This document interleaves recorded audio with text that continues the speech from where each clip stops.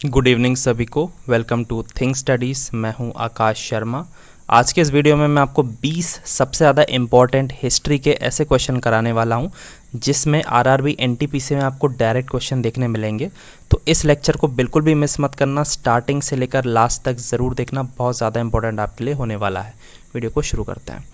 पहला क्वेश्चन है, which is the northern most site of the Indus valley civilisation, यानी कि जो सिंधु घाटी सभ्यता है उसकी सबसे नॉर्थ में कौन सी साइट है?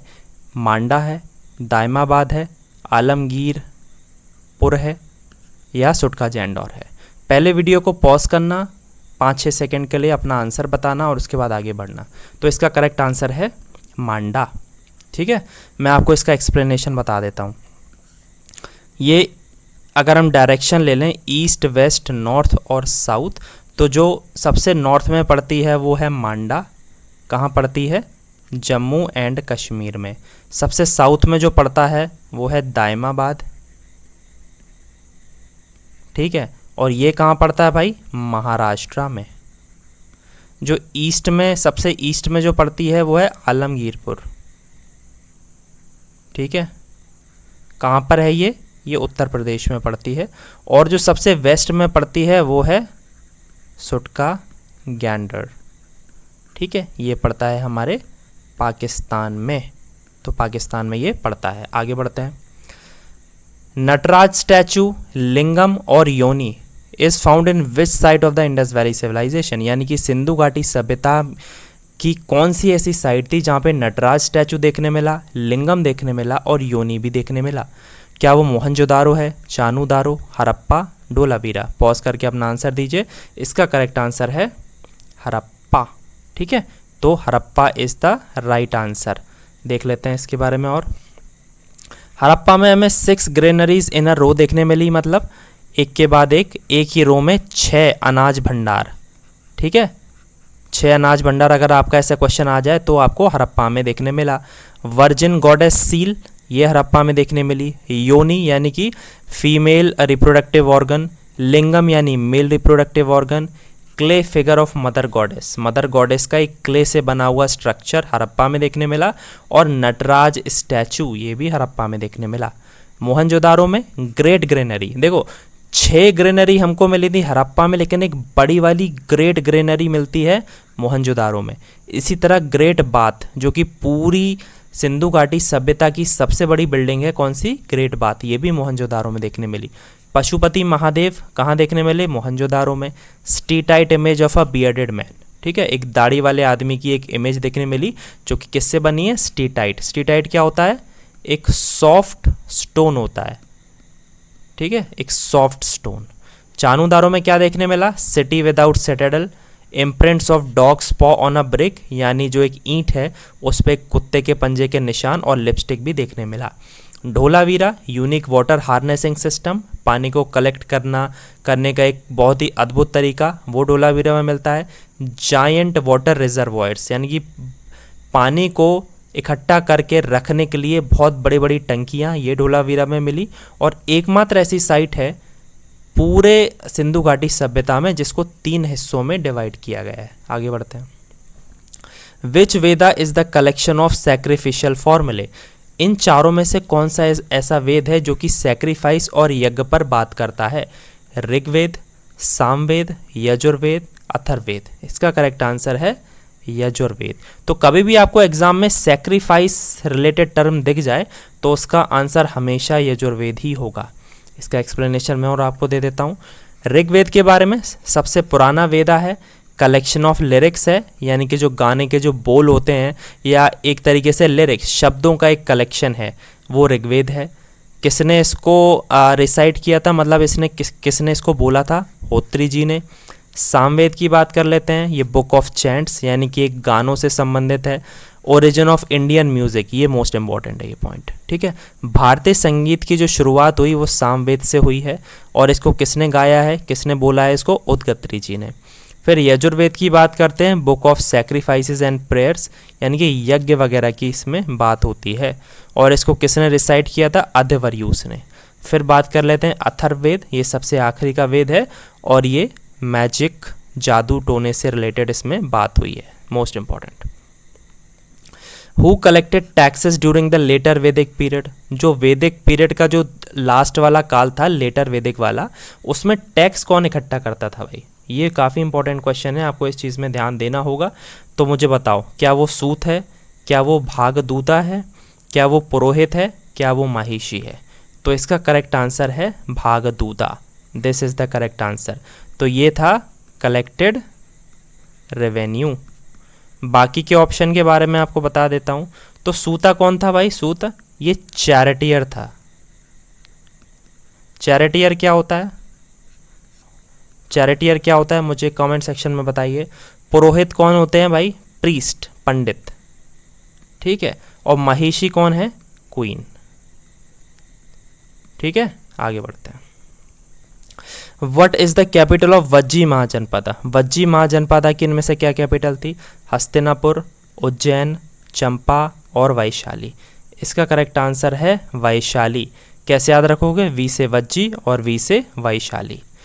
बाकी महाजनपदा के बारे में आपको थोड़ा सा बता देता हूँ। 16 महाजनपदा होते हैं, सबकी कैपिटल देख लेते हैं। अंग की चंपा है, मगध की राजगृह पहले थी, फिर पाटलिपुत्र हो जाती है, कोसल की श्रावस्ती, काशी की वाराणसी, वज्जी की वैशाली, छेदी की शक्तिमती, मल्ल की कुशीनारा, वत्स की कौशंबी और कुरु की इंद्रप्रस्थ। पांचाल की दो थी, याद रखना, एक नॉर्थ पांचाल और एक साउथ पांचाल। नॉर्थ पांचाल की थी अहिछत्रा और साउथ पांचाल की थी काम्पिल्या। मत्स्य की थी विराटनगर, जहाँ पर पांडव गए थे छुपने, याद रखना ये वही वाला है विराटनगर, मत्स्य। सुरसेना ये श्री कृष्ण वाली जगह है, मथुरा। और असका ये एकमात्र ऐसा महाजनपद है जो साउथ में लोकेटेड था, ये इंपॉर्टेंट है, ध्यान रख लेना। इसकी पोटाली या पुदाना और अवंती, इसकी नॉर्थ कैपिटल उज्जैन और माहिष्मती साउथ कैपिटल। और फिर एक है गांधार, गांधार की कैपिटल थी तक्षशिला, कम्बोज की थी पूंछ। गौतम बुद्ध ने अपना घर छोड़ते समय, जब गौतम बुद्ध ने अपना घर छोड़ा तो इनमें से किस इवेंट को उसे कहा जाता है? Gautam Buddha left his home, this event is known as. जब उन्होंने अपना घर छोड़ा तो इनमें से उस इवेंट को क्या कहा जाता है? महापरिनिर्वाण, धर्म चक्र प्रवर्तन, महाभिनिष्क्रमणा या निर्वाण। तो इसका करेक्ट आंसर है महाभिनिष्क्रमणा, ठीक है। महाभिनिष्क्रमणा मतलब रिनंसिएशन, यानी कि घर का त्याग कर देना। तो इसको किस सिंबल से दर्शाया जाता है? इसको दर्शाया जाता है हॉर्स से। कैसे याद रखोगे इसको? जब हम कहीं जाते हैं तो हम अपना एक वाहन लेते हैं, चाहे वो आज के टाइम में हम स्कूटी लेके जाते हैं, कार लेके जाते हैं, बाइक लेके जाते हैं, उस समय हॉर्स होता था, ठीक है। तो ऐसे याद रख सकते हो। बाकी और ऑप्शन के बारे में देख लेते हैं। महापरिनिर्वाण का मतलब क्या है? इसका मतलब है मृत्यु, डेथ, और इसको दिखाया जाता है स्तूपा से, ठीक है। धर्म चक्र प्रवर्तन का मतलब क्या है? इसका मतलब है जब उन्होंने अपना पहला उपदेश दिया, फर्स्ट सरमन। कहाँ पर दिया था? सारनाथ में, ये चीज़ याद रखना। और निर्वाण का मतलब क्या है? इसका मतलब है परम ज्ञान की प्राप्ति, यानी कि एनलाइटनमेंट। और इसको क्या सिंबल से दिखाया जाता है? बोधि ट्री, क्योंकि बोधि ट्री के नीचे ही बैठे हुए थे वो जब उन्हें परम ज्ञान की प्राप्ति होती है। आगे बढ़ते हैं। Which Buddhist and Jain text give information about 16 Mahajanapada? Most important question है भाई, अच्छे से देखना इसको। कौन से ऐसे बुद्धिस्ट और जैन टेक्स्ट हैं जो हमें 16 महाजनपदा के बारे में बताते हैं? क्या वो मिलिंदपानो उपंगास हैं, अंगुत्तरा निकाया एंड भगवती सूत्र, महावंशा एंड अंगास, और संयुक्ता निकाया और कल्पसूत्र? तो इसका करेक्ट आंसर है भाई अंगुत्तरा निकाया और भगवती सूत्र, मोस्ट इंपॉर्टेंट। तो अंगुत्तरा निकाया कौन सा है हमारा? अंगुत्तरा निकाया ये वाला बुद्धिस्ट है, ठीक है, ये वाला बुद्धिस्ट है, और भगवती सूत्र ये वाला जैन है, ठीक है। Second is the correct option. Which of the following ruler is also known as the second Ashoka? इनमें से कौन सा ऐसा रूलर है जिसे सेकेंड अशोका भी कहा जाता है? रुद्रदमन को, मिलिंद को, कुशान को, या गौतमी पुत्र सातकर्णी को? तो इसका करेक्ट आंसर है कुशान। बाकी रूलर्स के बारे में देख लेते हैं। तो रुद्रदमन है, ये कहाँ के रूलर थे, कौन सी डायनेस्टी के थे? तो ये थे साका रूलर। और इन्होंने जो आपका मौर्य डायनेस्टी का एक सुदर्शन लेक था ना, सुदर्शन लेक, उसको रिपेयर कराया था रुद्रमन ने, ध्यान रखना, ठीक है। मिलिंद की बात कर लेते हैं। तो मिलिंद ये कौन से डायनेस्टी के रूलर थे? Indo Greek. Indo Greek dynasty ऐसा है जो हर कोई ज़्यादा पढ़ता नहीं है, तो उस चीज़ में इसको ध्यान दे लेना। और ये क्या धर्म फॉलो करते थे? बुद्धिज्म, ठीक है। कुषाण डायनेस्टी के ये तीसरे सबसे इंपॉर्टेंट रूलर थे, ठीक है। और इन्होंने क्या स्टार्ट किया था भाई? साका एरा। साका एरा किस समय में? 78 AD, जो कि हमारी भारतीय सरकार आज तक इस्तेमाल करती है। और गौतमी पुत्र किस डायनेस्टी के थे भाई? सतवाहना डायनेस्टी। और 23वें रूलर थे और ग्रेटेस्ट रूलर भी थे उनकी डायनेस्टी के, ठीक है। Which of the following is not a navratna of Chandragupta to?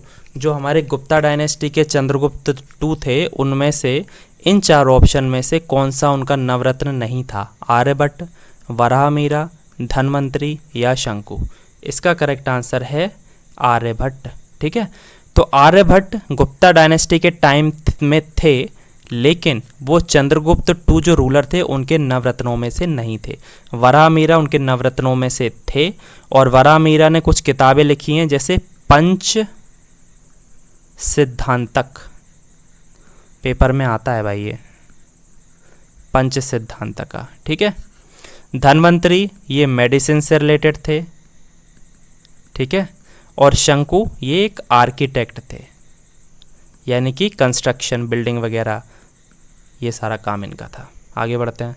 Which ruler adopted the title of Adivaraha? इनमें से किस रूलर ने आदिवरा का टाइटल लिया?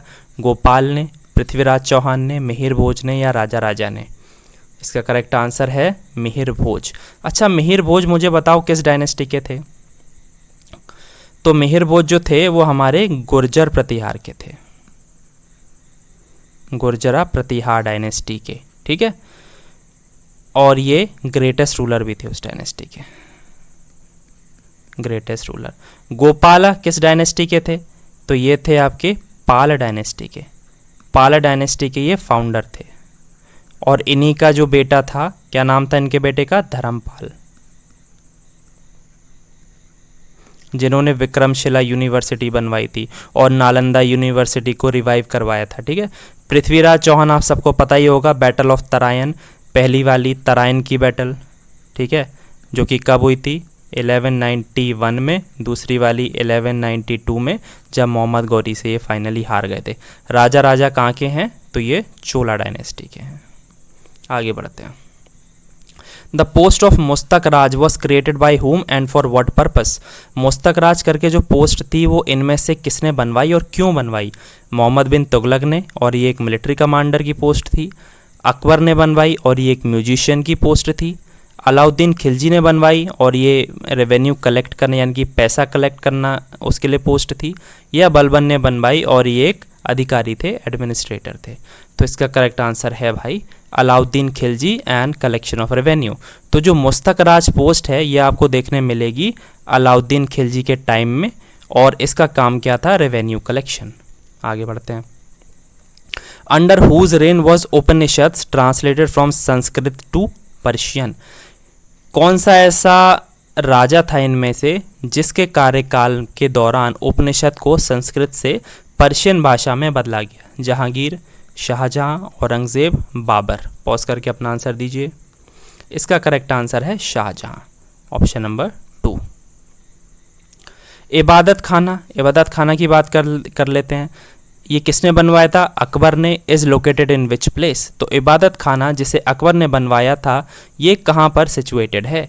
आगरा फोर्ट में, जामा मस्जिद में, फतेहपुर सीकरी में या रेड फोर्ट में? तो इसका करेक्ट आंसर है फतेहपुर सीकरी, ठीक है। तो इबादत खाना का मेन पर्पस क्या था? एक तरीके से ये रिलीजियस इवेंट को होस्ट करता था, रिलीजियस डिस्कशन होते थे वहाँ पर, ठीक है। धर्म से रिलेटेड डिस्कशंस होते थे और इसमें अलग अलग धर्म के लोग भी आते थे, ठीक है। उनमें डिबेट्स भी होती थी, ये सारी चीज़ें, ठीक है। तो काफ़ी अच्छी चीज़ थी ये। कहाँ पर सिचुएटेड है भाई? फतेहपुर सीकरी में। What was the capital of Portuguese in India before Goa? तो आप सबको पता ही है कि पुर्तगीज़ की क्या कैपिटल थी, गोवा, लेकिन गोवा से पहले क्या थी, कोचीन, कराची, कोलकाता, बॉम्बे। इसका करेक्ट आंसर है कोचीन। Quite easy. ठीक है, आगे बढ़ते हैं। General Bakht Khan led the revolt of 1857 from which place. General Bakht Khan ने 1857 की क्रांति कहाँ से लड़ी, दिल्ली से, कानपुर से, बिहार से या झांसी से। इसका करेक्ट आंसर है दिल्ली से। और इम्पोर्टेंट देख लेते हैं इसमें, ये देखो, जनरल बख्त खान दिल्ली से लड़े थे, नाना साहेब कानपुर से, बेगम हज़रत महल लखनऊ से, खान बहादुर कहाँ से, बरेली से, कुंवर सिंह बिहार से, मौलवी अहमदुल्ला फैज़ाबाद, ठीक है, यही अयोध्या वाली जगह पे, ठीक है, रानी लक्ष्मीबाई झांसी से। हरिजन सेवक संघ के बारे में बात कर लेते हैं। किसने इसको फाउंड किया, अरुणा असफ अली ने, भीमराव अंबेडकर ने, महात्मा गांधी ने या जवाहरलाल नेहरू ने। तो इसका करेक्ट आंसर है महात्मा गांधी। ठीक है, third is the right answer. Mahatma Gandhi ने हरिजन सेवक संघ कब बनाया था, 1932 में। क्यों बनाया था, अनटचेबिलिटी को ख़त्म करने के लिए, छुआछूत, मोस्ट इम्पॉर्टेंट। ठीक है, बाकी ऑप्शन के बारे में देख लेते हैं। तो अरुणा असफ अली के बारे में क्या इंपॉर्टेंट फैक्ट है, इन्हें ग्रैंड ओल्ड लेडी कहा जाता है, ग्रैंड ओल्ड लेडी। और क्या इंपॉर्टेंट है, जो हमारी क्विट इंडिया मूवमेंट थी 1942 वाली, उसमें इन्होंने इंडियन नेशनल फ्लैग को होइस्ट किया था, मतलब उसको लहराया था। कहाँ पर, गोवालिया टैंक मैदान, बहुत आता है पेपर में। ग्वालियर टैंक मैदान कहाँ पर है, ये बॉम्बे में। याद रखना, अरुणा असफ अली इससे बहुत ज़्यादा फेमस है, इसी इवेंट से ये फेमस है। ठीक है, भीमराव अंबेडकर, ये इनके बारे में तो बहुत सारी चीज़ें हैं, लेकिन एक चीज़ मैं आपको यहाँ बता देता हूँ कि इन्होंने ड्राफ्टिंग कमेटी बनाई थी। ड्राफ्टिंग कमेटी के ये चेयरमैन थे, जो हमारी कॉन्स्टिट्यूशन का एक ड्राफ्ट बना रही थी। कब बनी थी ड्राफ्टिंग कमेटी, अगस्त 29, 1947। और जवाहरलाल नेहरू, जो कि हमारे देश के फर्स्ट पीएम थे। Why did Simon commission arrived in India. Simon commission आखिर भारत में आया क्यों। पहला option, to create a new constitution for Indians, भारतीयों के लिए नया संविधान बनाने के लिए। To ask support of Indians in the world war 2, भारतीयों का सहयोग दूसरे विश्व युद्ध में मांगने के लिए। To settle dispute between government and Congress leaders, जो ब्रिटिश गवर्नमेंट थी और कांग्रेस, उनके बीच जो मतभेद चल रहे थे उसको सॉल्व करने। और चौथा ऑप्शन है, to look into Indian constitution matter and suggest reforms. तो इसका करेक्ट आंसर है to look into Indian constitutional matters and suggest reform, यानी कि चौथा इज द करेक्ट आंसर। ठीक है, तो साइमन कमीशन भारत में कब आया था, 1928 में साइमन कमीशन भारत में आया था। ठीक है, ये अराइव हुआ था। फिर उन्होंने अपनी रिपोर्ट सबमिट करी कब, 1930 में रिपोर्ट को सबमिट किया। ठीक है, और क्या इसके बारे में है कि साइमन गो बैक, एक नारा बहुत फेमस हुआ था, साइमन गो बैक। तो ये किसने दिया था, ये दिया था यूसुफ मेहर अली, मोस्ट इम्पॉर्टेंट। ठीक है, आगे बढ़ते हैं। The government of India act 1935 introduced, जो गवर्नमेंट ऑफ इंडिया एक्ट 1935 था, 1935 था, वो इनमें से क्या लेकर आया। प्रोविंशियल ऑटोनॉमी यानी कि प्रांतीय स्वायत्तता, डीआरकी यानी कि द्विशासन, दो लोगों का यानी कि दो पार्टीज़ का या दो गवर्नमेंट का रूल, डोमिनियन स्टेटस या एक फेडरल कोर्ट। इसका सही उत्तर है प्रोविंशियल ऑटोनॉमी। प्रोविंशियल ऑटोनॉमी जैसे मैंने बताया, हिंदी में इसको बोलते हैं प्रांतीय, ये ता है, प्रांतीय स्वायत्तता। ठीक है, प्रांतीय स्वायत्तता। और दूसरा है डीआरकी। तो गवर्नमेंट ऑफ इंडिया एक्ट 1935 ने प्रांतीय स्वायत्तता लेकर आई थी।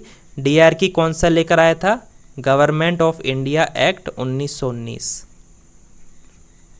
डोमिनियन स्टेटस का मतलब क्या होता है, डोमिनियन स्टेटस का मतलब होता है कि एक तरीके से सेमी ऑटोनॉमस, यानी आप एक तरीके से इंडिपेंडेंट तो बन गए लेकिन अभी भी कोई अधिकार आप पे कर रहा है।